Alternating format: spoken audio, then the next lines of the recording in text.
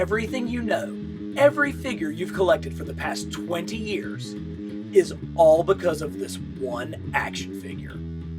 Spider-Man Classics was a line of only 10 figures that redefined the hobby. Through exclusive interviews with the people behind the scenes, we are going to tell the unexpected twisting tale of how these came to be and explore the lasting legacy of the most influential action figures of modern times. Hey y'all, and welcome back to Carbon Scoring, the best place for comics history and action figures. This is it. The original Spider-Man Classics figure, the one that changed the action figure hobby forever. And you are not going to believe everything I learned about this figure. Let's get started. Highly articulated 6-inch action figures are now the standard across the action figure hobby, but it wasn't always that way. The 80s were dominated by 3 3/4-inch figures such as the Star Wars and G.I. Joe A Real American Hero lines. But upstart company Toy Biz flipped the script, moving the scale to 5 inches while producing some of the most diverse superhero offerings to date. Then, in 1994, Todd McFarlane, unhappy with the corporate offers he received for action figures of his creation Spawn, decided to start his own toy company. McFarland Toys set a new standard in sculpt and paint applications, while also increasing the scale from 5 to 6 inches. This Spawn 3 figure from 1997 remains an absolute work of art, even with its rudimentary articulation. There is no doubt that McFarland Toys products are hugely influential. As early as 1997, Toy Biz began to release 6-inch lines with improved sculpting detail aimed at collectors, such as this Heroes Reborn Iron Man, or one of my all-time favorite action figures, Beta Ray Bill from the Silver Surfer line. While it would be easy to say that Spider-Man Classics was a direct response to what McFarlane was doing, Jesse Falcon says there were other motivations. Falcon was the product manager at Toy Biz, and he shared with me his memories on creating this influential line. He also told a pretty great story about how he broke into the toy industry. And Chuck was like, hey, there is a job to become the assistant to the creative director at Toy Biz. And I, of course, knew Toy Biz because I spent most of my childhood making my own toys, and it had become a lifelong thing for me to do that. So I was, like literally in college, I'd go out and buy, the brand new Marvel action figures from Toy Biz, like Thor, and turn it in Beta Ray Bill. This is what I did with all my spare time. When I went for my interview at Toy Biz, I brought all these custom figures. I laid them all out, and creative director, a guy named Ron McCardle, came in, and he says, hi, I'm Ron. Oh, did you make these? I said, yeah. He's like, oh, you're hired. How cool is that? And despite 30 years working in the toy industry, Jesse is still a fan at heart. But he brought up another Toy Biz line which served as inspiration, and one you wouldn't guess. They're Resident Evil toys. I had just got a PlayStation and I started to play the video game Resident Evil. It was the first time I'd ever been scared playing a video game, which I was like, this is insane. This is so cool. So we reached out to Capcom, and we got the license for Resident Evil. We made 2 big waves of action figures. And I frankly cannot believe we got away with that. It was $7 for a 2-pack of 5-inch figures that had like really 3 or 4 characters in it, because there'd be like 2 hero characters and then like a monster, like a rabid dog that you could hit with a projectile that would split into 3 pieces and was covered in maggots. It was crazy. It wasn't necessarily the horror aspects of the Resident Evil line that carried over into Spider-Man Classics. It was the value, the idea of just how much could you pack in for the collector's buck. Perhaps the biggest influence was the upcoming Sam Raimi Spider-Man movie. Jesse and his boss, Joanne McLaughlin, knew the movie was going to be huge, so they took an interesting approach leading into the release of the film. And so Joanne and I sat down and said, look, we have been making so much money with Spider-Man at so many different scales. Let's take a break from doing all the core Spider-Man stuff, the 5-inch stuff, the 10-inch stuff. Let's just cut it off for a year. And what we're going to do is we're going to drain the marketplace of Spider-Man. So when Spider-Man movie stuff comes out, it will be a huge win. But a year without Spider-Man toys on the shelves is not the best financial plan.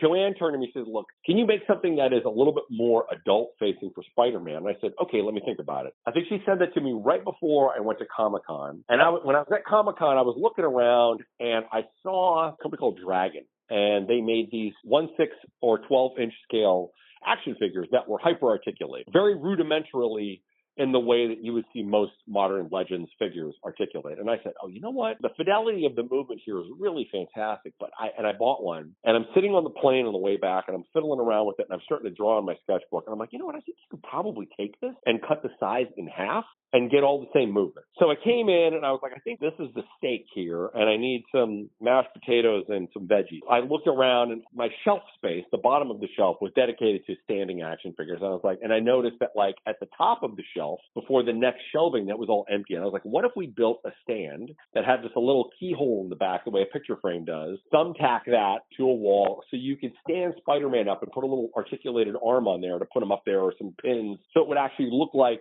he's crawling up the wall. And I said, well, you know, if we're really going to make this for collectors, I was like, let's get a comic book and let's throw it in there. If a kid picks it up, you know, it's a whole experience. You can read who this character is, find out about him. You could have this really cool articulated toy. So that's kind of how the thing came to be. So that's how the pieces came together.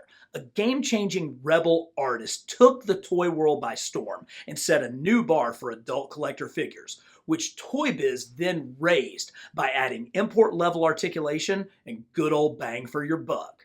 Now, they just had to make them. Highly articulated Spider-Man figures weren't exactly something new. As far back as 1992, Toy Biz released this figure in the Marvel Superheroes line. Check out those metal rivets on the joints. 2 years later came this beauty from the animated series. Even 30 years later, this figure still stands up. But Falcon had something else in mind, the ultimate combination of sculpt and articulation. So he turned to veteran sculptor Steve Kiwus to make it a reality. I had been Mr. Marvel since I think it was 91. I was doing 100 figures a year for Toy Biz. I was doing like mostly the X-Men for Toy Biz. I sculpted Spider-Man maybe 15 times. Dragon back then was what Hot Toys is now, the coolest figures you could buy. So that was the big experiment. We were going to try to put all this articulation in it and just see what we could get away with. It's a good one to do with Spider-Man. But a figure like Spider-Man comes with his own unique set of challenges. Back then, we were sculpting everything in clay and wax. We would sculpt them two up. Now, working digitally, everybody takes symmetry for granted. Then, you had to do it with your eye and make that web pattern symmetrical, because something so simple and geometric as that web pattern, if it's off, the eye catches it. And so, that was the real challenge of taking the Prismacolor pencil and drawing on the wax and making sure it was symmetrical, and then going in and actually carving it in afterwards. The anticipation for these figures was unprecedented. They were featured on the cover of the January 2001 issue of Toy Fair, which was a big deal. Inside, a huge photo detailed the astonishing 30 points of articulation. Let's break those down. You've got the upper neck, lower neck, ball shoulders, double hinged elbow, forearm cut, wrist hinge, finger joints, diaphragm cut, waist cut, ball hips, thigh cut, double knees, calf cut, ankle hinge, and of course, the toe joint. Now that I know, it's remarkable how similar the articulation is compared to the dragon figure. Let's take a look at each of the figures from Series 1. Starting with the one that is the foundation for everything, the classic red and blue Spidey. It came packaged with a copy of Amazing Spider-Man 301, an early Todd McFarlane classic. Well, it really is remarkable. Like, having this thing back in hand feels like it's 2001 all over again.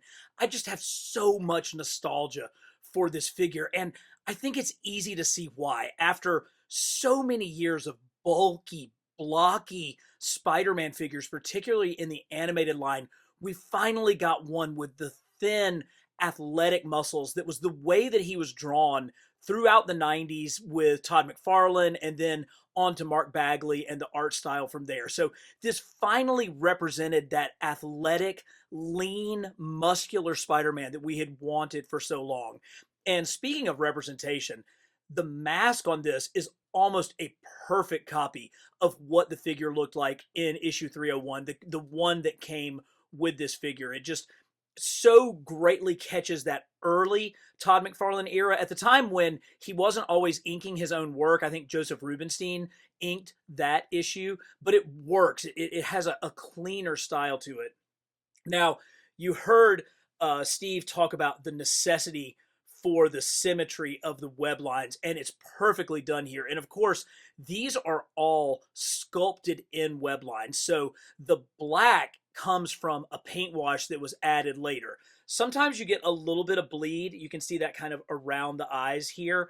But overall, it's an incredibly clean paint wash. Now, we've gone over the articulation, but you just have no idea how good this thing feels in hand. Being able to get him into all of those Spider-Man poses for the very first time. The very first time you really had a Spider-Man figure that looked like the Spider-Man that leapt off of your comic book page. Oh, so good. There's a reason why this entire video is dedicated to the legacy of this one figure, and hopefully it comes through when you see him in hand. This base comes with the not utilized enough spider signal, the belt signal that he would wear, that he would shine down on bad guys. Here, you can see it being shown onto the side of a building. You can see the bricks and even the window climbing through. And there's a three-dimensional camera webbed up in the window so that Peter Parker can take photos of himself for the Daily Bugle. Just so much care went into even the bases that there's details like that on each one of them. The greatest alternate costume in comics history, Spidey's black suit, comes next. And of course, it's packaged with Amazing Spider-Man 252, the issue where Spidey returned to Earth with his new suit from the Secret Wars. The black suit Spider-Man is just near perfection. Now, it's utilizing the same base body as the red and blue Spidey, but gone are the etched-in web lines, so it's a much smoother overall appearance all the way around. But what they lacked in sculpt detail, they added in paint application, because look at how tight these white lines are on this black suit. There is nary a smudge anywhere. And when it comes to the head, you know, you're going to hear the name Todd McFarlane over and over again in this video, but this is not a Todd McFarlane head for this black suit. It's much closer to the artwork of Ron Frenz, who was the artist of issue 252, the one that came packed in with this figure. So just a perfect representation of the story that you got when you bought this whole package. Now, there are some subtleties here. If you look closely, you can see that the figure is not purely black. There is like a light blue overlay that really brings out the musculature and very, very subtly adds to the texture of this figure. It's just one more way in which Toy Biz went to all of the detail to make these things absolutely perfect. Black Suit Spidey came with another city wall crawling base. Here you've got like a drainage pipe. You have the place where you could port in the stand. He also has places for his foot pegs, but included is the symbiote climbing up, about to overtake Peter Parker. Such a cool action look. And when you have the figure balanced on there, you can see the symbiote just writhing, trying to get to his prey. The brilliant Phil Ramirez sculpted the final two figures, beginning with Man Spider. Amazing Spider-Man 437 was a great choice to accompany this figure, as it does have Peter midway between his monster and human form. Perhaps Ramirez's finest sculpting job was reserved for the Man Spider figure. First off, this thing is a beast. I mean, it is absolutely huge. It's probably 9 inches tall, and with ball-jointed articulated shoulders at each of these 6 joints, it's absolutely unbelievable. And of course, each one of these limbs is completely different. None of them are identical. They're each uniquely sculpted, with the 2 main ones showing the ripped costume of Spider-Man. You can see the fingers pouring out here, whereas on this side, you've got the fingers, but you still have the mid-transformation where here the 2 fingers are coming together, here they're still apart. So it even subtly, it captures the action of Peter being transformed into Man Spider. And you see that on this face, which on this side you have that red eye, whereas here it's still the struggling human face of Peter trying to come out with these gigantic spider tentacles that are like grabbing at you coming forward. Now, the lower extremity is pretty limited as far as articulation goes. It's in a relatively pre-sculpted pose, and certainly that's something that kind of calls back to what was going on with McFarland figures at the time. But these, multi-articulated arms still bring out so much of that dynamic action. But really, it's all about the sculpting on this one. I mean, he even has his mask coming off of this transforming head. Just one of the greatest Spider-Man figures ever created. But why stop there? He also comes with, size-wise, the largest base out of the entire set. This river scene has so much going on. It would be perfect for like a Man-Thing figure. There's, different swamp grasses. There's all kinds of paint. There's a snake that's like partly above and partly below the surface of the water. Look, you can even see the bubbles where, as the river flows, it's breaking the water tension. But of course, the water piece comes off and you're able to see even more detail underneath, including a skeleton with the arm coming out and the skull. It's just, there's a giant like crayfish lobster thing. Just an unbelievable amount of work went into the base for this figure. Rounding out the first wave was the most monstrous Venom figure to date. Venom Lethal Protector 6 is an adequate, if uninspired, inclusion.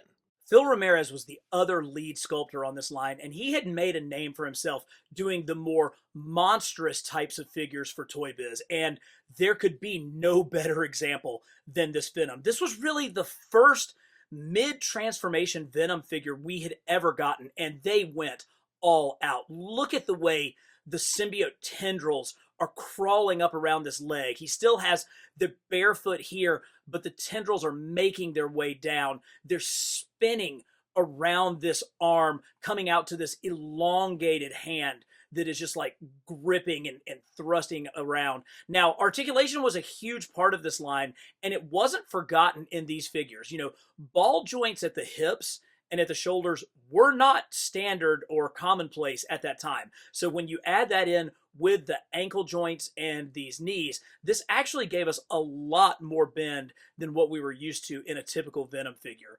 But this one is all about this head sculpt. There is a fully sculpted Eddie Brock head underneath this Venom mask coming up around the top, almost with like a duckbill with teeth. You can see the individual striations. Even you can see the different like taste buds on this tongue as it wraps around the grinning, maniacal, fully painted face of Eddie Brock.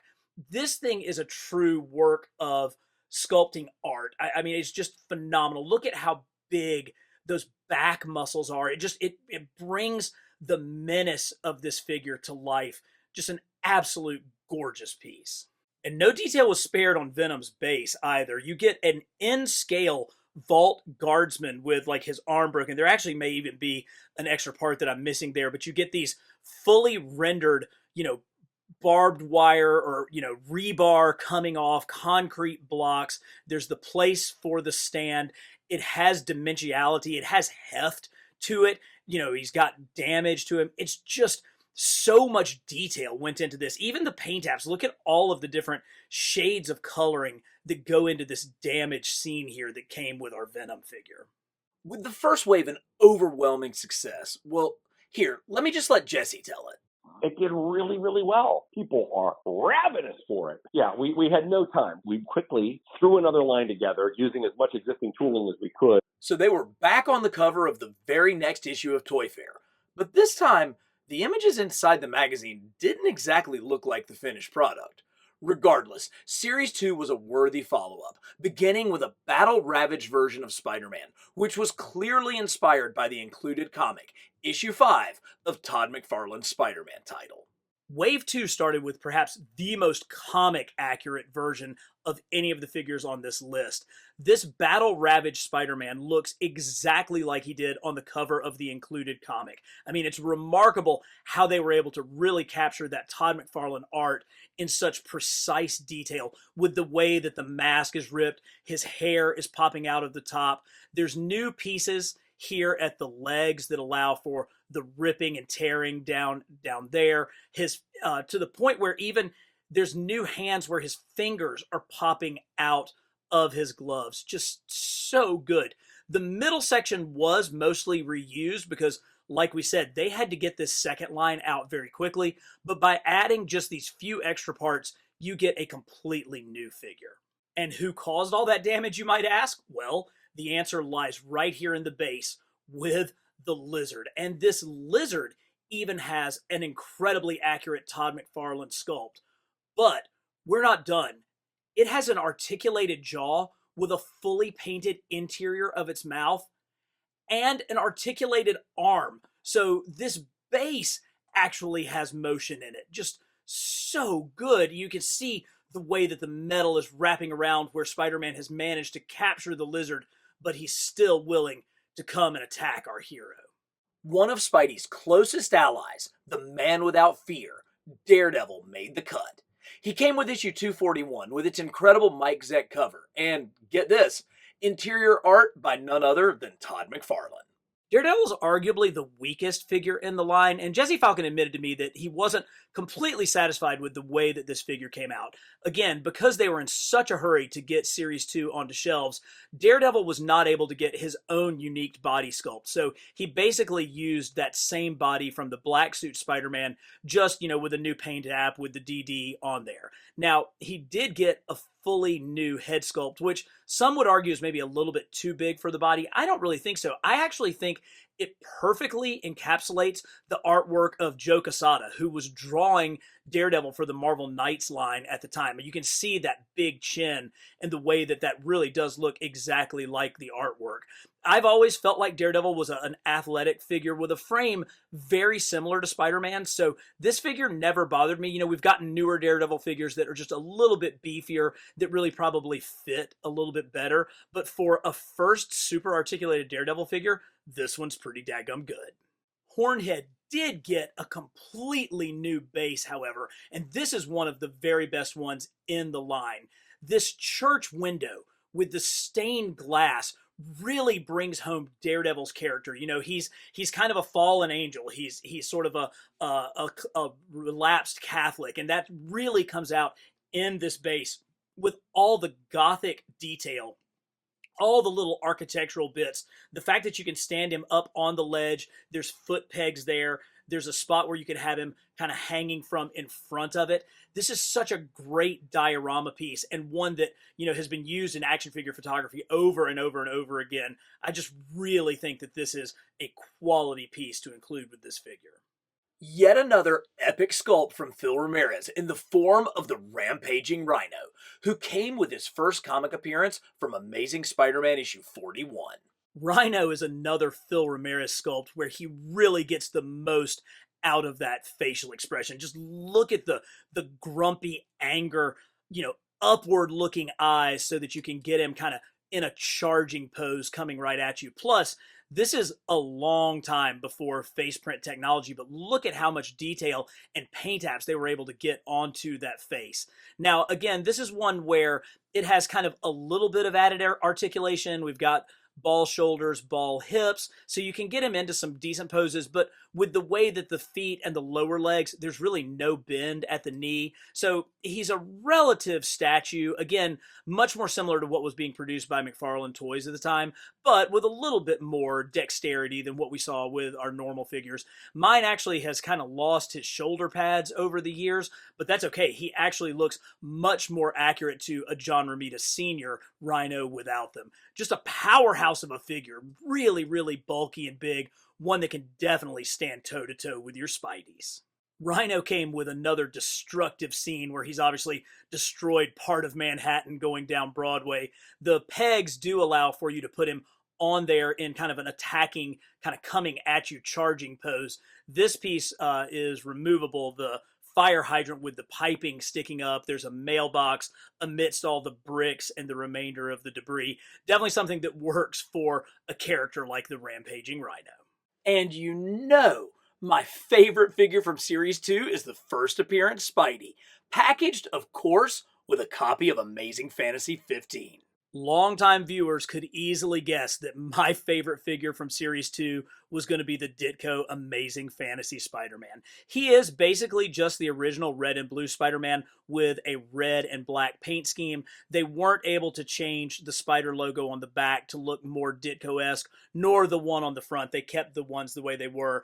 And this head, while it definitely has that Ditko flair, it's really probably more accurately a Jack Kirby head, because Jack Kirby did the pencils for the cover of Amazing Fantasy 15, whereas Steve Ditko did the inks. But you definitely get the feel of an early Spidey with this. Now, one of the things that we saw in the promo images for this figure were the web wings underneath. Now, the original figure actually didn't come with any, but I wanted this thing to be as accurate to a Ditko Spidey as possible. So I took just some old pantyhose and glued them down. And here we are, 20 years later, they still stay. And I would argue the look of these web wings still surpasses anything that we've gotten to this point. So maybe we all should just chop up some pantyhose and use that on our Spidey figures. One other detail that I wanted to point out is if you look underneath his hands, they actually painted his web shooters. The nozzle where the webs come out does have a dab of silver paint, as well as the paddle on the inside of his palms, so that when you bring his fingers down to shoot his webs, it covers them up and he's able to shoot it. Again, you don't have to do that. There's no need. No one is going to criticize this figure if it doesn't have a silver painted, the only dab of silver on this entire figure. But that's the level of accuracy that these Spider-Man Classics figures had. Spidey's base is another instant classic. Again, it's got the pinhole so that you can hang it up on your wall and create the look of a modern New York City billboard. Kind of got a little bit of the grime, even to the point where they sculpted in the architectural detail with this. You can put the different posing arms in those spots. You've got a well-painted brick wall, and there's foot pegs along the wall. So if you want to have him kind of, wall crawling or sitting up from down on the brick, you can do that. Or you've got the pegs here if you want to have him standing up on the billboard. And of course, we got a great J. Jonah Jameson Daily Bugle ad just to top the whole piece off. The final two figures in the line were exclusive to KB Toy Stores. Ben Reilly, the Scarlet Spider, was originally slated for Series 2, but thankfully he made it as an exclusive, along with a copy of his first costumed appearance in Web of Spider-Man 118. Ben Reilly is one of my all-time favorite characters in the Spider-Man mythos, and I'm so glad to see that he got a figure in this line. Even if it didn't look exactly like the initial promo images, they had more of a plastic overlay. I think I actually prefer the soft goods. They really work very well. This head with these eyes, these are the most 90s eyes that we have seen until the most recent Scarlet Spider figure. These were still the tops until that time. And of course, they got the little details of his suit right. The fact that he had his web shooters on the outside, the fact that he had these oh so 90s pouches down on his ankles. This is really just a classic 90s representation of the 90s Spider-Man hero of Ben Reilly, the Scarlet Spider. And Ben came with a slightly different version. This actually may be the Ben Reilly version with the bluer windows, whereas the original Spidey had much more of a white windows, but just kind of a repack of that original stand.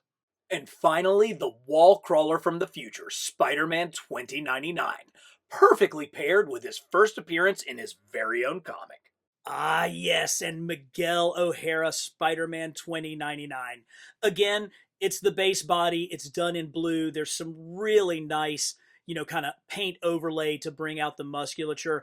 I love that they went with kind of the cloth web cape. I think for the time that was clearly the right answer, and it definitely gives the flow, and it's pretty big, which is what it looked like in the comic that was included with this figure. So, if you're a kid and you're not familiar with this, he's going to be instantly recognizable from the comic that you got. Now, one criticism of this one is the paint apps. That red on the blue is a little washed out, a little faded. I think we all would have loved to have seen that be a little bit sharper to bring out those incredible details. But this was the only super articulated Spider-Man 2099 that we had for a very, very long time. So as such, it continues to hold a very special place in my collection. Again, Toy Biz wasn't going to put in a bunch of new tooling cost for the bases for these. So this is simply the black suit Spider-Man base with the symbiote removed, a little bit of a different paint scheme, and some graffiti that says, Spidey was here. If you enjoyed this video so far, let me know with a comment, give the video a like, and share it with your friends. And subscribe to Carbon Scoring, because I truly am trying to give you the best in comics, history, and action figures every week. I have said many times that Spider-Man Classics was the precursor to Marvel Legends, and my interview with Jesse Falcon confirmed it. This is not just for Spider-Man. Like, we should do this for all Marvel characters. And Joanne very wisely said we should call it Marvel Legends. And we pitched it to the then CEO, and he said, well, I don't want to do this. We both looked at each other like completely gobsmacked. We're like, what? And so we left, and then like, I don't know, 3 weeks later, quit. And Joanne was like, quickly put this into a factory. And I did. We got that first wave out, which, you know, we did it so quickly. We had code in there, had to kind of work somebody. Yeah, we had to do what we had to do. But it wasn't just Marvel Legends. Every line of highly articulated 6-inch figures owes its existence to Spider-Man Classics. Everything from DC Universe Classics to 6-inch Batman the Animated Series figures to the Star Wars Black Series to perhaps my favorite line being produced right now with G.I. Joe Classified. Without Spider-Man Classics, there is no way the Four Horsemen could be doing adult collector lines like Mythic and Cosmic Legions. But in the ultimate example of turnabout is fair play, even Todd McFarlane had to give it up, producing a super articulated Spawn figure for the 10th anniversary of his toy line. Let's hear what sculptor Steve Kiwus felt about the legacy of Spider-Man Classics. Well, it did seem like it was the beginning of something, you know, because I'm pretty sure that Joanne told me back then they sold almost 2 million of those. But I just remember thinking, that's a lot. That, you know, as a sculptor, my work is in more homes now than like maybe anyone ever. I think it is only fair that I let Jesse Falcon, the father of this line, have the final word. Look, it was the precursor to Marvel Legends. I've had an incredible career and I had a lot of incredible experiences and got to work with some amazing people. But making Spider-Man Classic and Marvel Legends has been a real highlight. If you have an action figure line or a toy line in the industry and it lasts for 3 years, that's extremely healthy. 3-year run's incredible for a toy line. And the fact that Marvel Legends has been around and Spider-Man Classic for nearly a quarter century is it's amazing. I really have no words to describe how much joy that fills me with. Working on it is so much fun. But you're 100% right. It was that 2 wave plus the 2 exclusives precursor to Marvel Legends. Now I'm like, oh yeah, you're right. I think that's a seminal. That was a big moment.